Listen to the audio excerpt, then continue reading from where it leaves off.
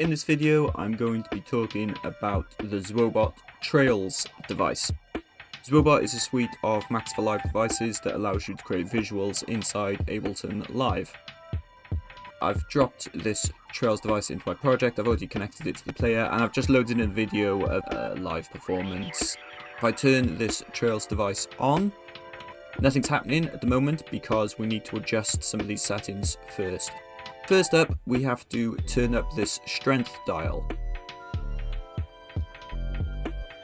As I start to turn that up, you can see something start to happen here. We're getting these trails of the video left behind. So the strength just controls the strength of the effect, so that's going to change how much of the video is creating this feedback effect.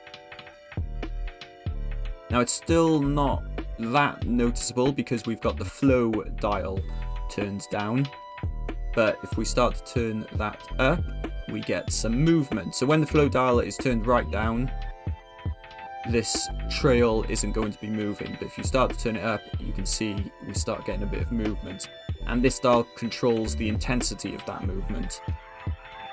So the strength and flow dials together control the amount of the effect and the intensity of it. Over here we've got this FX attractor button, and that will switch between W and B, which is black and white. Currently it's set to black, which means the darker parts of the video are going to be the bits that are creating this trail effect, whereas if I click this to switch it to white, now you can see the lighter parts of the video are where the effect is being applied. So you can choose whether you want the light parts or the dark parts of your visual to be affected. And then down here we've got a contrast dial. That's going to change the contrast of the original visual. And that is also going to have an impact on the effect because the effect is based on contrast and colour.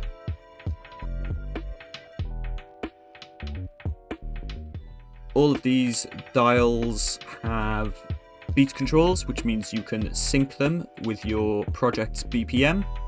So if I turn these on, these dials are now going to change in accordance with my master BPM. How quickly they change is going to depend on what you've got set on your beat control on your ZwoBot player.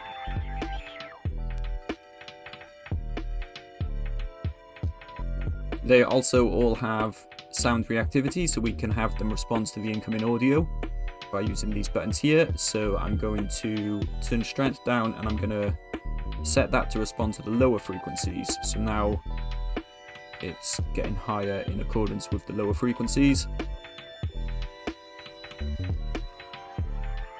The flow I can have respond to the higher frequencies.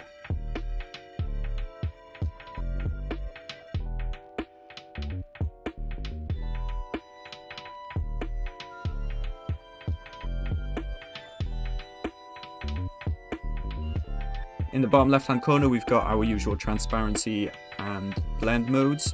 This slider controls the overall transparency of the effect, and then here we've got a selection of blend modes we can use to blend it with the underlying image.